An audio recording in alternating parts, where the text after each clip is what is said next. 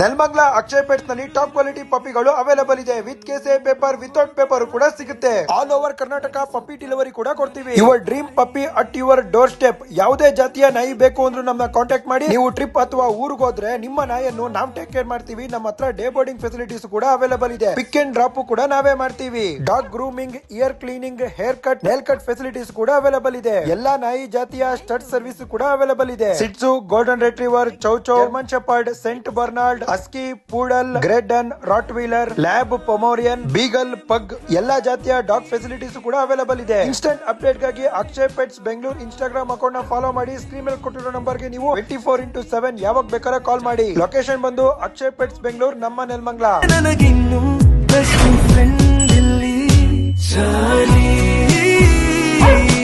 ಉಸಿರಿದವರು ಜನನ